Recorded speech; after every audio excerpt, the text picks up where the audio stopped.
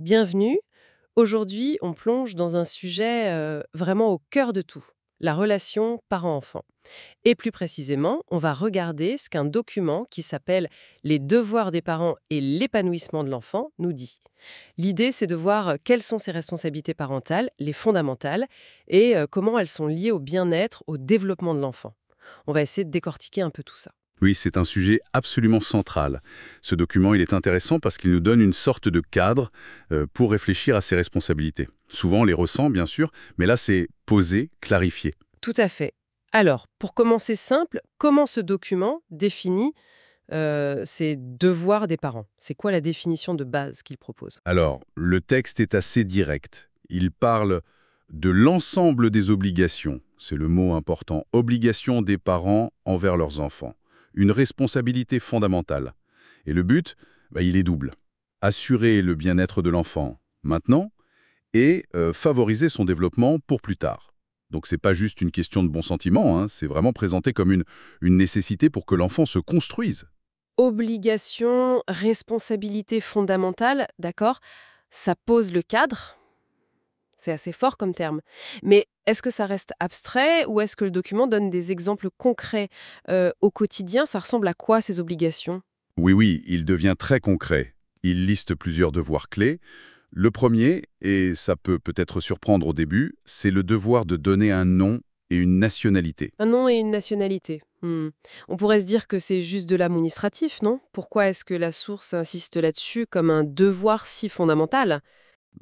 Parce que d'après ce texte, c'est vraiment le premier acte de reconnaissance. Reconnaissance légale, sociale. Sans ça, l'enfant, il n'a pas d'identité officielle. Il est un peu invisible, quoi. Pour la loi, pour la société. C'est ça qui lui donne sa place, son statut de sujet de droit. C'est la base de tout, en fait. Le négliger, ce serait le priver de sa place légitime dès le départ. Ah oui, vu comme ça change tout. Ce n'est plus juste un papier, c'est l'entrée dans la communauté. D'accord. Et une fois que cette existence légale est posée, quels sont les autres devoirs mis en avant? Ensuite, il y a quelque chose qui paraît peut-être plus évident, mais c'est très large. Assurer la santé de l'enfant. Et le texte précise bien, physique et mentale. La santé physique, oui, on voit bien. Les soins, la nourriture, l'hygiène, le protéger des dangers. Mais la santé mentale, qu'est-ce que ça veut dire exactement, assurer la santé mentale selon cette source? C'est moins palpable, peut-être. Oui, c'est un point crucial. Et le document suggère que ça va au-delà de juste ne pas avoir de maladie psy. Assurer la santé mentale ici, c'est veiller activement au développement émotionnel. Que ce soit harmonieux. Ça veut dire offrir un cadre stable, sécurisant, affectueux aussi, être à l'écoute des besoins émotionnels, protéger du stress inutile, des traumatismes, si on peut, l'aider à avoir confiance en lui. En gros, créer un climat où l'enfant peut trouver son équilibre émotionnel. C'est pas juste réparer, c'est construire ce bien-être psychique. D'accord, une approche vraiment proactive, pas juste réactive. C'est énorme comme responsabilité. Et le troisième grand devoir mentionné, c'est l'éducation et la formation. Le document dit que les parents ont le devoir de préparer l'enfant. Le préparer à la vie, à devenir un adulte, autonome, capable, responsable. Ça regarde clairement vers l'avenir. L'éducation. Est-ce que le texte précise c'est juste l'école ou c'est plus large? Ah non, c'est beaucoup plus large. L'école, bien sûr, ça en fait partie, le suivi scolaire, etc. Mais le texte semble inclure tout l'apprentissage des règles de vie ensemble, la transmission des valeurs familiales, culturelles, universelles, peu importe, développer des compétences sociales, pratiques.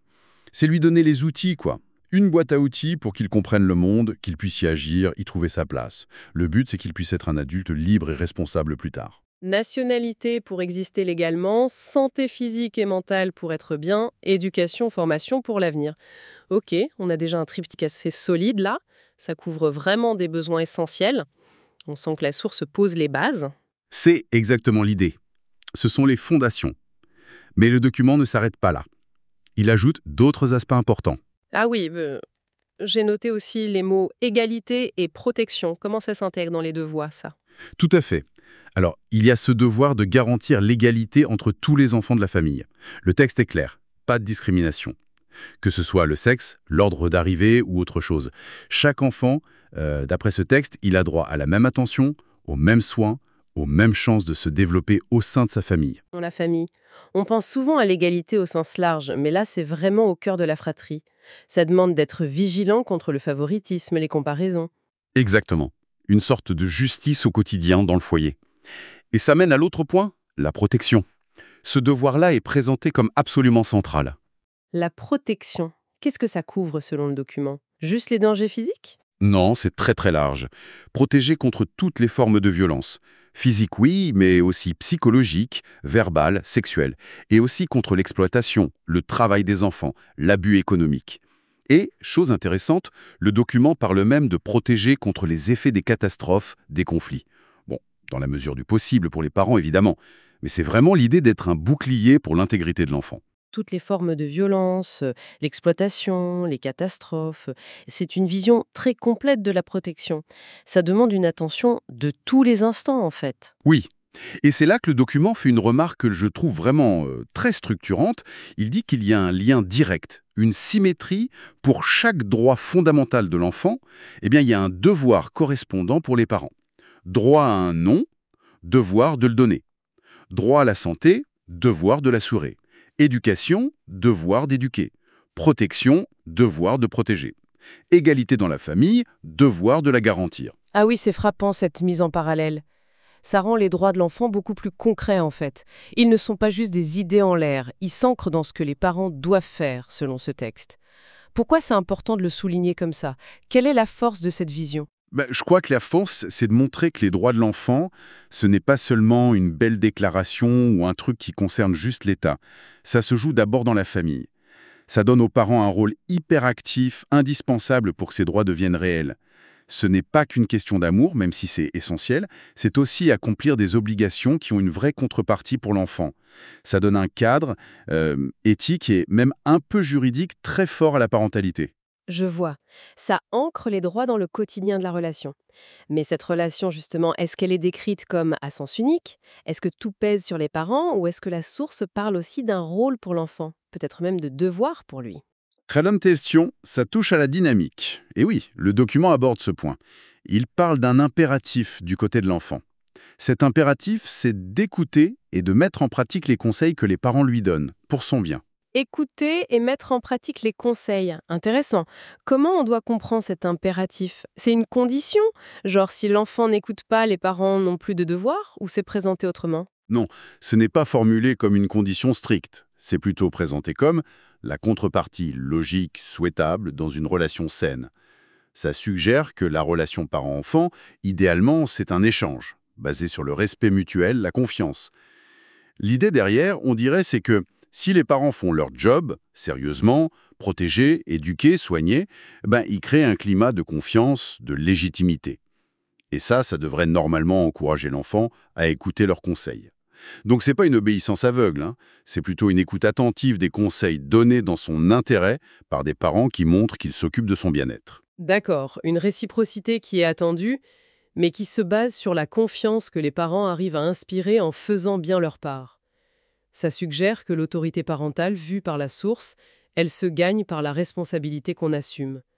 C'est une nuance importante par rapport à une vision juste autoritaire. C'est exactement ça. Le document semble prôner une autorité, oui, mais bienveillante, responsable. Une autorité qui cherche l'adhésion, pas juste l'obéissance forcée. Et le respect des devoirs par les parents, c'est la clé de cette dynamique. Alors, parlons de l'impact de tout ça. On a la liste des devoirs, le lien avec les droits, cette idée de réciprocité. Mais au fond, pourquoi c'est si crucial que ces devoirs soient respectés? C'est quoi l'enjeu pour l'enfant, d'après la source? Là, on est au cœur du sujet, j'ai l'impression. L'enjeu est énorme, le document est très clair là-dessus. Respecter ses devoirs, c'est la condition sine qua non, le texte utilise cette expression, pour que l'enfant puisse avoir une croissance harmonieuse. Le mot harmonieux est important. Ça veut dire équilibré, sans gros blocage dû à des manques. C'est ça qui permet à l'enfant, selon la source, de s'épanouir pleinement. S'épanouir pleinement, qu'est-ce que ça recouvre concrètement dans cette perspective? C'est juste être heureux? C'est plus large que juste le bonheur à un instant T. L'épanouissement, ici, ça touche à tout. Le physique, le moral, l'intellect, le psychologique, le social. Un enfant dont les besoins de base sont comblés, qui se sent en sécurité, qui est aimé, éduqué, il a plus de chances de développer tout son potentiel. de construire une personnalité solide, d'avoir confiance. Et à l'inverse, le texte le dit, si ces devoirs ne sont pas respectés, ça crée des manques, des freins, qui peuvent vraiment bloquer cet épanouissement, parfois pour longtemps. Donc, accomplir ses devoirs, c'est pas juste un plus pour l'enfant, c'est vraiment présenté comme nécessaire pour qu'il se développe bien. Est-ce que le document mentionne d'autres bénéfices plus spécifiques, des conséquences positives concrètes, au-delà de l'idée générale d'épanouissement? Oui, oui, le texte va plus loin. Il donne plusieurs avantages très concrets qui découlent de ça. Par exemple, il fait un lien direct avec la réussite scolaire. Ah oui, en effet. Comment la source explique ce lien entre devoirs parentaux et résultats à l'école? Bah, l'idée est assez logique en fait. Un enfant qui est en bonne santé, physique et mentale, qui vit dans un environnement stable, stimulant à la maison, qui se sent soutenu, il sera forcément mieux disposé pour apprendre. La sécurité affective, matérielle, ça libère l'esprit de l'enfant pour se concentrer sur l'école. Et puis, le suivi des devoirs, s'intéresser à ce qu'il apprend, tout ça, ça fait partie du devoir d'éducation. Et ça a un impact direct. D'accord, ça crée un terrain favorable, c'est un facilitateur important pour l'école. Et sur le plan social, il y a des bénéfices mentionnés aussi? Absolument.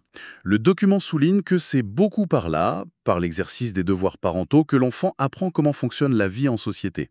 En apprenant les règles, en voyant l'égalité appliquée dans la famille, on revient à ce devoir, en étant protégé, mais en apprenant aussi les limites, eh bien l'enfant intègre petit à petit les normes sociales, les codes, les valeurs de la communauté. C'est un peu son apprentissage de citoyen qui se fait déjà dans la famille, en quelque sorte? C'est tout à fait ça, la famille comme première école de la société.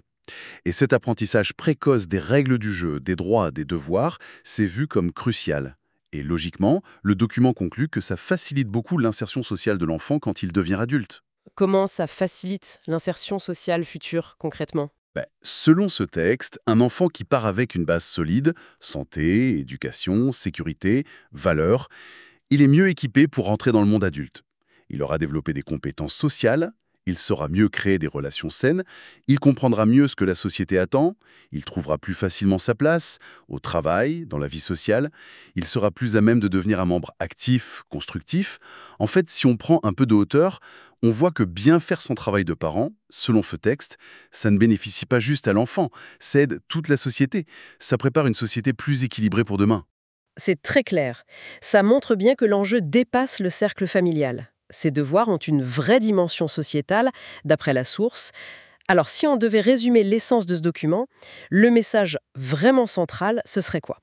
Qu'est-ce qu'il faut retenir par-dessus tout? Le message clé vraiment martelé dans la conclusion du texte, c'est que l'accomplissement sérieux, constant de ces devoirs parentaux, c'est la condition indispensable, le socle, pour que l'enfant puisse non seulement survivre, mais grandir bien, s'épanouir et au final réussir sa vie d'adulte, son intégration. Ce n'est pas juste une option, c'est la base nécessaire. Et par ricochet, c'est le fondement d'une société saine. Investir dans cette parentalité responsable, comme le décrit le texte, c'est investir dans l'avenir de tous en fait. Merci, c'est une synthèse très forte. Donc, pour résumer ce qu'on a vu à travers ce document, les devoirs des parents, donner une identité, veiller à la santé, éduquer, protéger, assurer l'égalité, c'est bien plus que des tâches. C'est décrit comme les fondations sur lesquelles tout se construit pour l'enfant. Son équilibre, son épanouissement, sa réussite future et même sa place comme citoyen. C'est une vision exigeante, oui, de la parentalité, mais qui montre aussi son impact incroyablement positif quand c'est bien mené. Oui, c'est une vision qui redonne toute son importance à ce rôle, c'est certain. L'engagement des parents est présenté comme vraiment déterminant.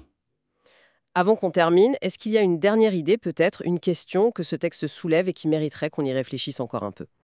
Bah oui, en repensant à cette idée de réciprocité et le devoir d'écoute de l'enfant, le document dit «L'enfant doit écouter les conseils».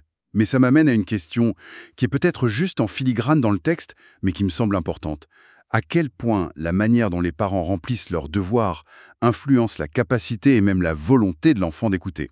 Si un parent protège, éduque, assure l'égalité, mais le fait avec constance, respect, empathie, est-ce que ça ne rend pas l'enfant naturellement plus ouvert à ses conseils que si c'est fait de façon minimale ou autoritaire ou incohérente?